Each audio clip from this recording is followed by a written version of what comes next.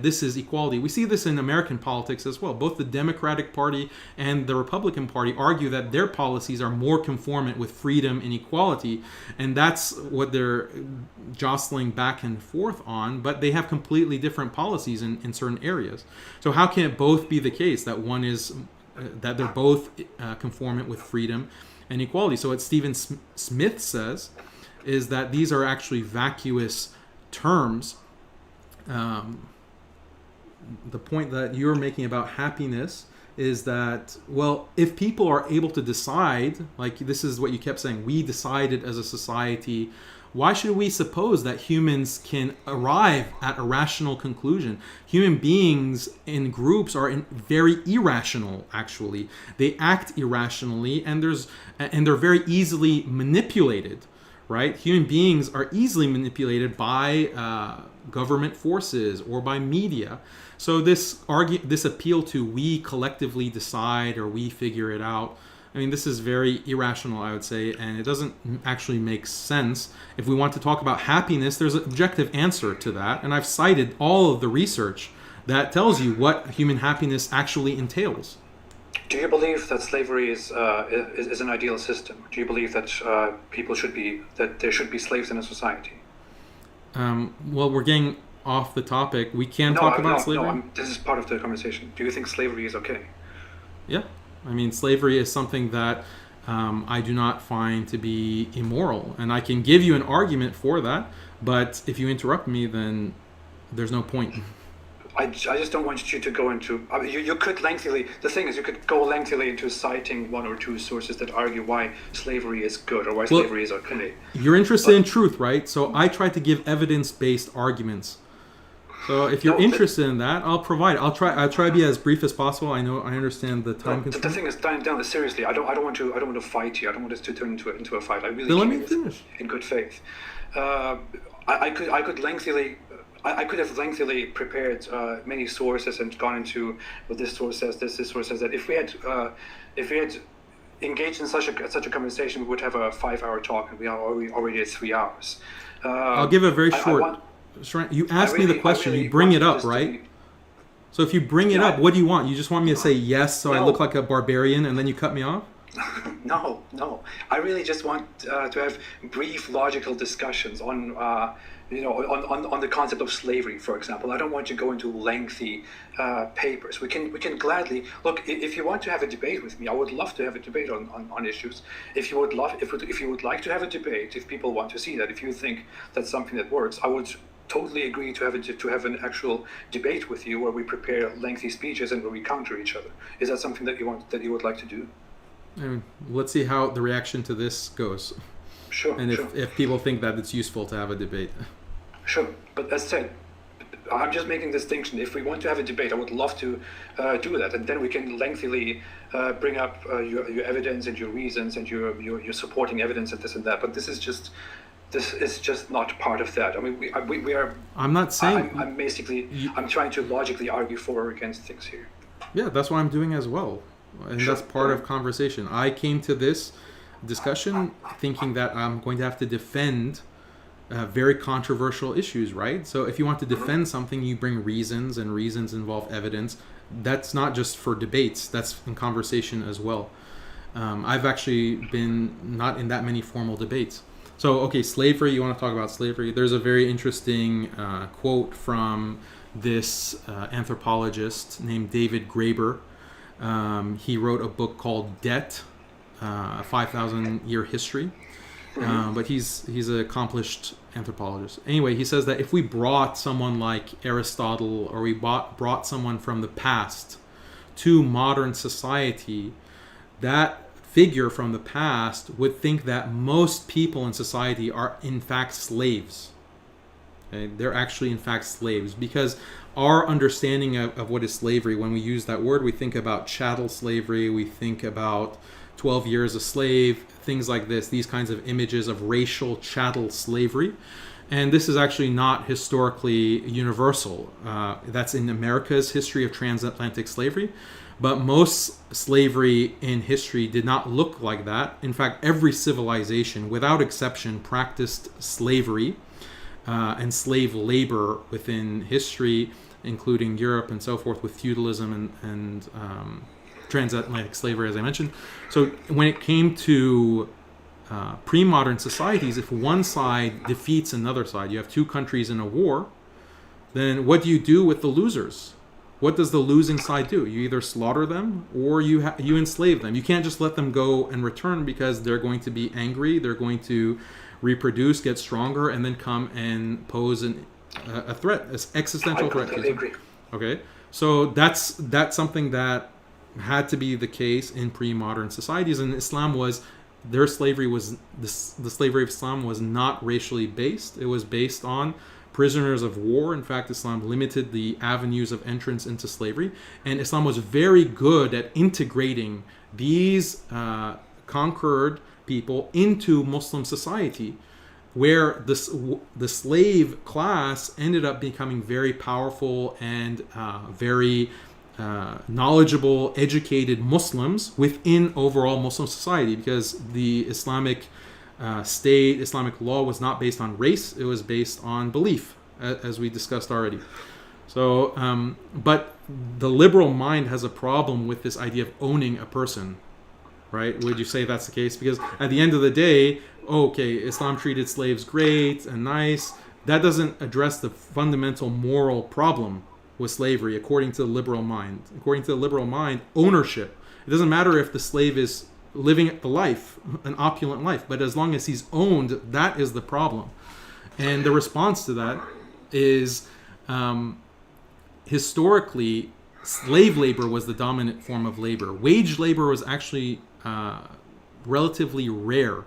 And there was a debate historically around the time of the Industrial Revolution in American history, where wage labor was increasing. And there was a debate on whether slave labor and wage labor are really distinct. Is there really a fundamental difference between wage labor and slave labor? And the argument that people would use is that slavery, is there a difference between owning someone versus renting someone? And this was a conceptual debate that they had, and many non-Muslim Western thinkers, liberal thinkers, argued that no, renting someone is worse, because think about the difference between owning a car and renting a car. When you rent a car, you drive it, in a very abusive kind of way, as opposed to owning it, where that's your investment, you care about it. Anyway, so that's something that's uncomfortable for people who are raised in the West, but this is actually a reality, and this conceptually, this idea of renting a person versus owning a person, was there was no distinction between it. If you were a wage laborer historically, you might as well have been a slave. It's the same thing. It was the same thing within all of these societies. Even feudalism. Is feudalism really different from slavery? Even though you're given wages and you're given a portioned, a certain livelihood, is that really different from slavery? No, it's a basic concept. So the concepts, the legal concepts underlying slavery exist within the employer-employee contract of wage labor, and it's a cultural difference. In many cultures, there's not really a difference between saying that person A, like Ridvan, owns George. Okay, that's a slave relationship. Ridvan owns George. There's not really a difference between that and saying that George has a contractual obligation to Ridvan. Okay, because they both imply force. If you're contractually obligated to someone, that implies force, because if you don't pay up and you don't meet the contract, then you're liable to be punished by the law or punished by Ridvan, and Ridvan can extract that debt from you by force, and if you don't pay up, he can prosecute you. The sheriff can come and can execute you. So there's inherent violence in all contractual agreements, and this is something that leftist and communist thinkers were arguing in the 20th century, because they wanted to say that capitalism is essentially coercive. Capitalism is no different than slavery, and so you have this entire communist, leftist, Marxist tradition of arguing that capitalism is really fundamentally no different than slavery. So these are things that we can analyze and talk about at great length, but these are some of the ideas that we should pursue in our hunger for truth.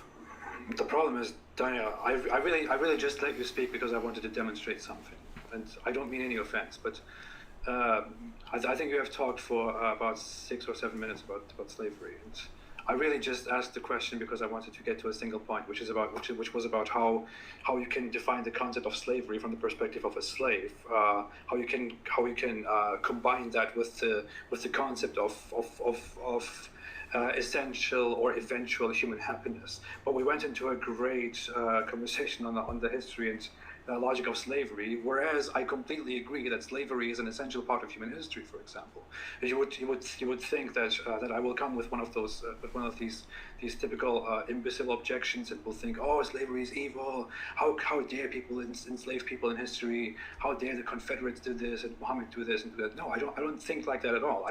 I think that slavery is completely historically, logically justified. I would indeed. That is what you said about how slavery was necessary, because if there are two societies, two towns, or two tribes, and they fight and have a victory over the other, what essentially needs to be done is, because in old times, in past times, these two societies basically their entire purpose is to rival and to defeat each other, to be superior over each other, to subjugate the other, because that's how society worked back then.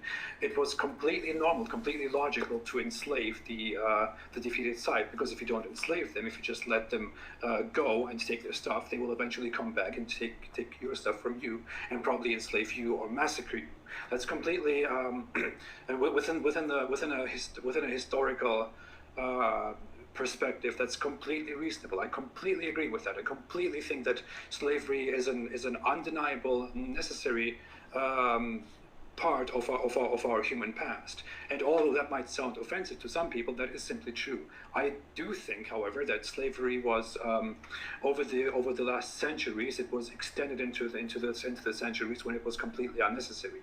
The point, however, is it doesn't really matter whether slavery should have continued or shouldn't have continued, because the whole question would have come down to how can you combine the idea that slavery is okay in Islam with the idea that Islam strives for eventual human happiness, when Islam wouldn't have abolished slavery in today's time, and Islam would still continue slavery in today's time if it wasn't for international human rights laws and forces and laws pushed by the West. Slavery didn't end in the Islamic world because the Islamic world decided that it's no longer useful. Slavery ended in the Islamic world because the Islamic world was forced by the liberal West to end slavery in order to continue, in order to be part of the United Nations, in order to be part of basic interactions, of basic trade, of basic international laws. And when you look at the concept of slavery, you say that you might say that slavery in the Islamic sense is not equal to slavery in some other cultures, because you are not free to beat a slave, or to brutally beat a slave, or to kill a slave, or to several other atrocities against slaves, and you are supposed to take care of the rights of slaves. It is an undeniable fact that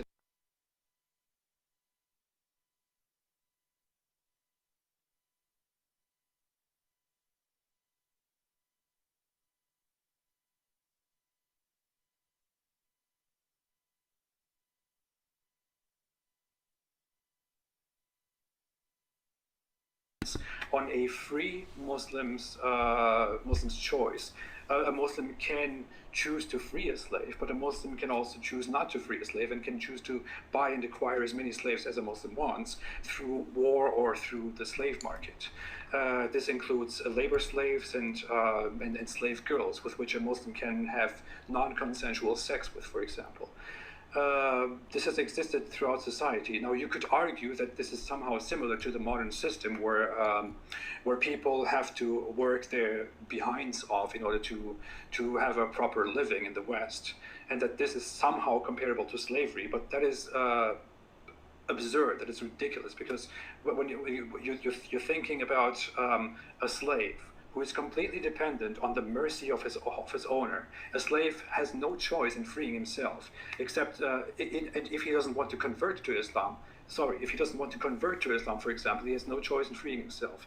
In some cases, he can make a contract with his owner and say, hey, I want to work off my price and free myself. And it is at the owner's discretion, according to some scholars, and the owner should should listen to the slave according to other scholars and then make a contract and free the slave. But in many cases throughout history in Islamic society, we have seen that slaves went on as slaves for generations. Slaves gave birth to slaves, who gave birth to slaves, who gave birth to slaves, and so on. You cannot possibly compare that to a Western system, to a Western capitalist system, for example, in which a person works for years, but can also do with his own life whatever he wants. He can choose a job, choose this job, choose that job, be self-employed, go to a different country and choose a job there, and go on lengthy vacations, have their own home, have whatever home they want, have whatever rights they want, and be completely equal in front of the law.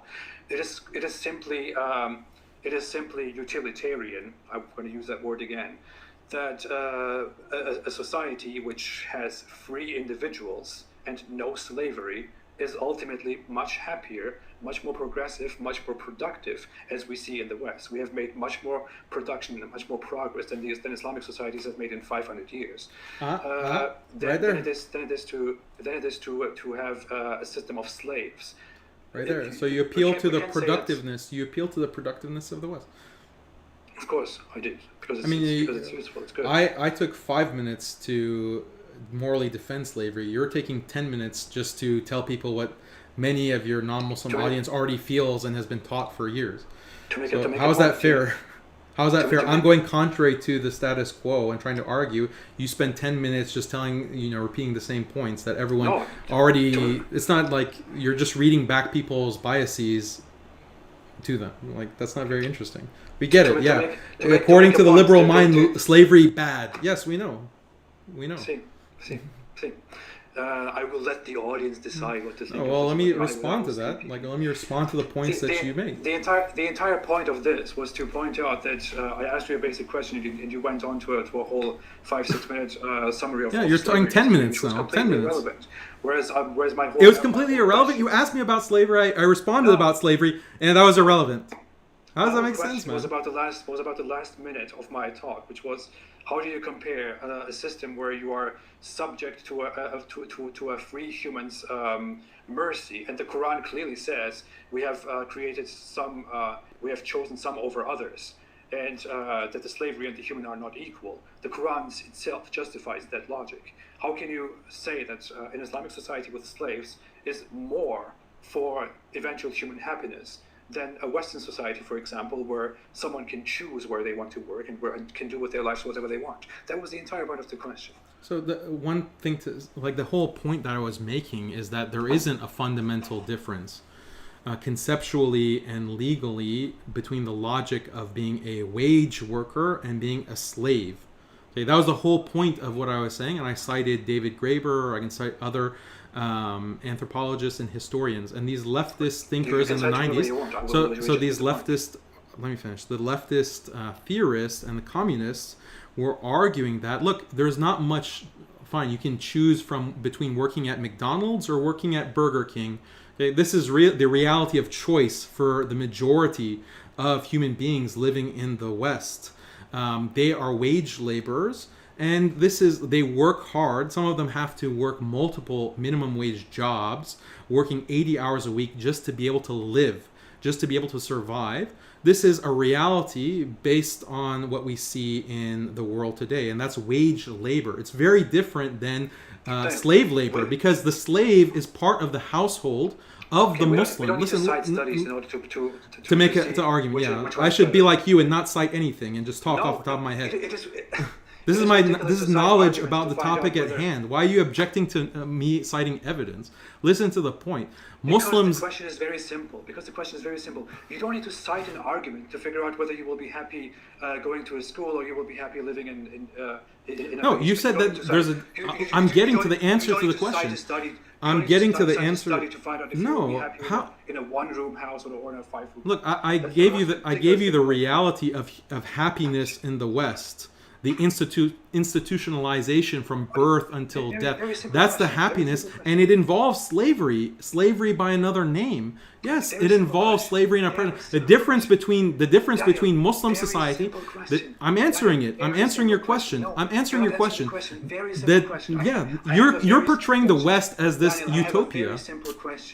I have a very simple question. do you think society is happier with individuals? Don't get into how you can define slavery. Do you think logically, and everyone can agree, can participate in this discussion and in this question? Do you think a society is happier when numerous people in that society are enslaved and have no control over their own freedom, their travel, their means, their house, and anything at all, and are not equal in front of the law? Or a society in which people work hard, but can eventually choose their own jobs, make their own careers, and go wherever the hell they want? Which society do you think is happier? I'm saying the distinction that you're making is incoherent. It's a simple question. It's Which incoherent. society is happier? The distinction that what you're appealing to as the free society, the utopia that everyone can choose what they want to do, it doesn't exist. It doesn't exist in the West.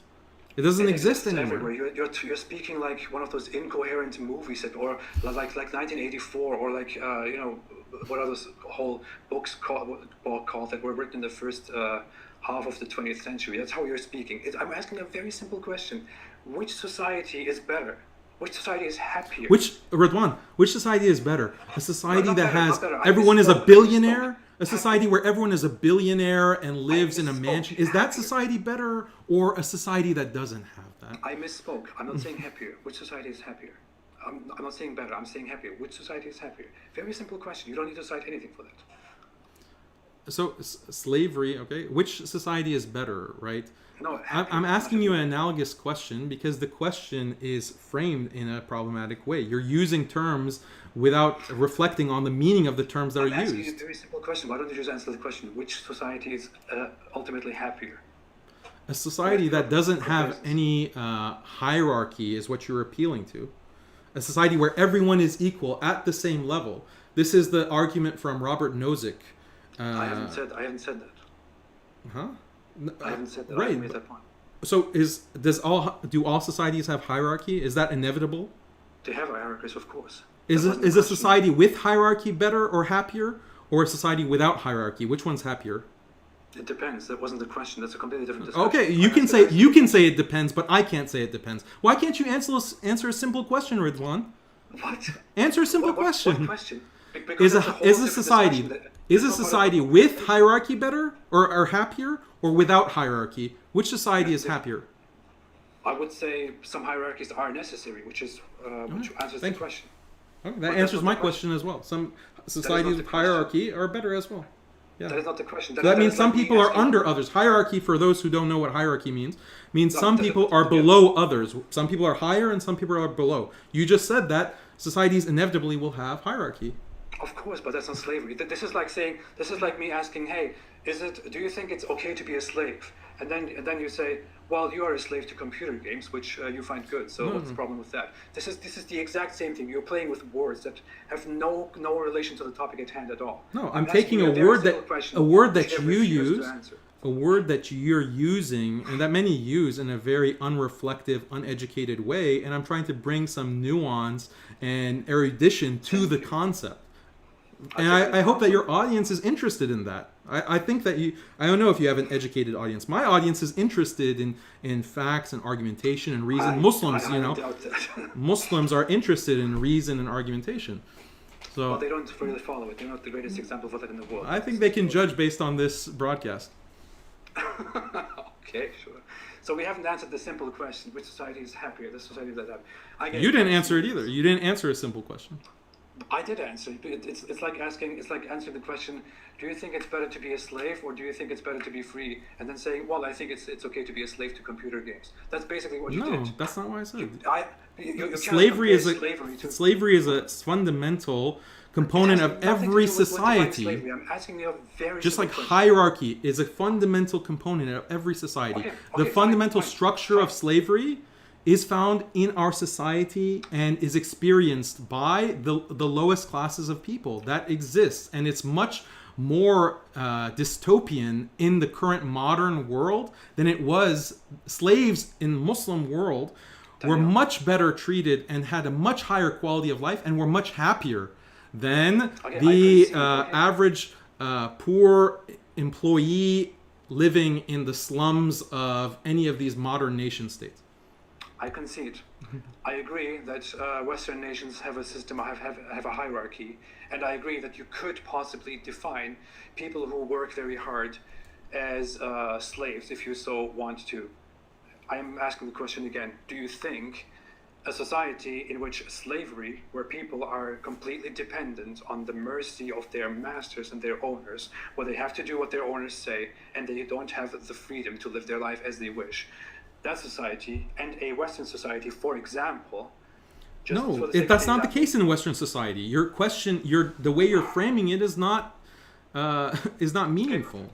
Okay, forget about Western society. A society where people have to work very hard to make a living, but where they can also freely choose their jobs and move to places, buy their own homes, go up and down in ladders, pursue a different education, choose jobs and homes, and and move to different countries. Which society is happier? That exists in Islamic society as well. You're creating a false dichotomy.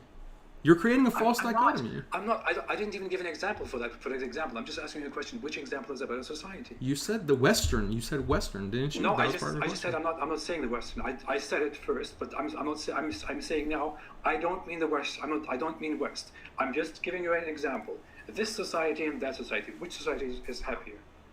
Which society will ultimately the society that doesn't have if people's quality of life is increased by what you mentioned, then yes, that's a happier society, but it's something that is fantasy. Okay, fantastic. So the point has remained unanswered after 20 minutes or 10 minutes. Fantastic. At least I'm happy to know that wasn't our after truth. No, I thought it was interesting that you said that slavery is justified historically. I was actually surprised that you said that. So, because most people will bring up, well, the Prophet Muhammad had slaves. I'm honest. I don't know how much you have followed, but I'm saying everything as it is about Islam. I'm not here to lie. The truth is as problematic as it is. But one thing that can we talk about this one point Sure. where you said that you mentioned the quality of life in the West and the progress that the West has made, and that shows how people are happier in the West today than they are in other places in the world. And you had said earlier that this is because of values, Western values, liberal values.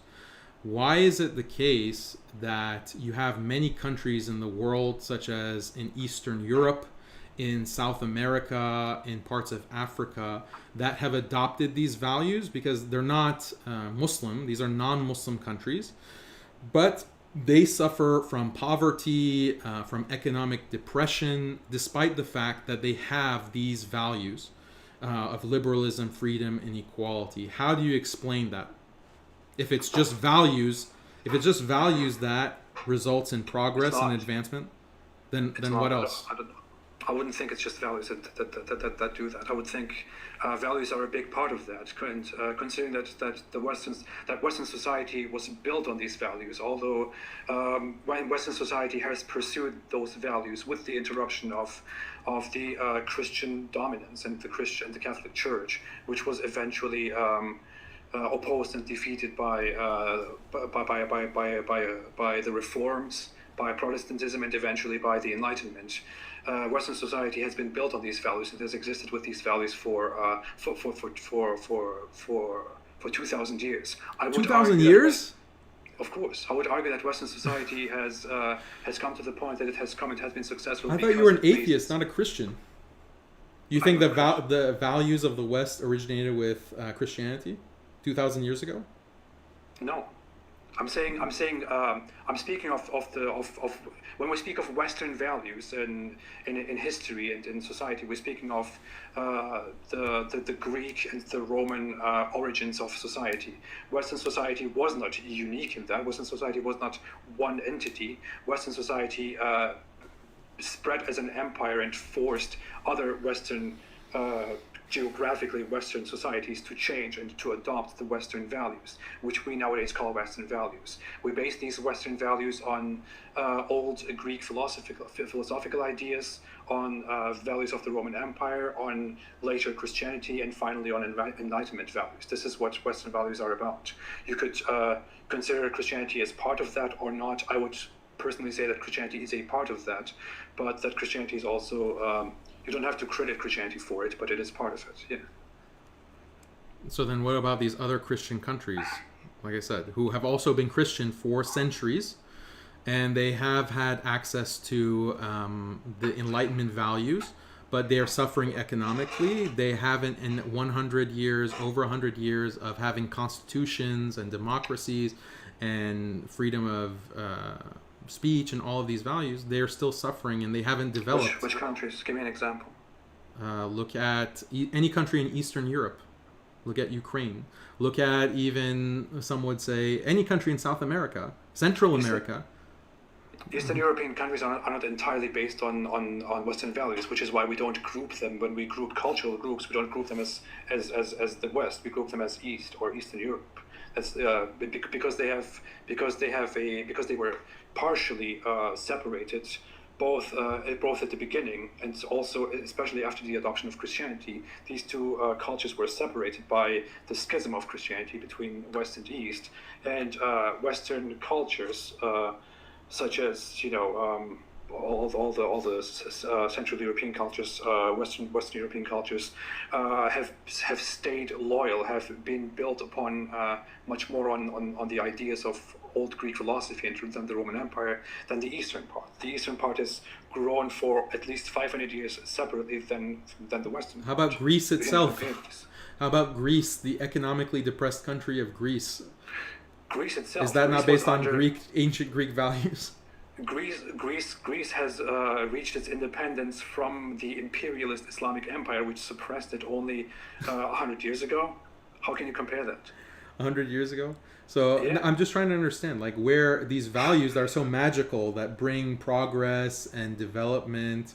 So many of these countries that I'm bringing you as an example, and you always have an excuse like, oh, it was Orthodox Christianity doesn't lead to success and progress that's found in Eastern Europe. Only Catholicism and Protestantism is Western values. No, that's but not the West. The West is the West. The West is not the East. The West is the West. Yeah. So why? What's the success of the West based on? And you're saying that it's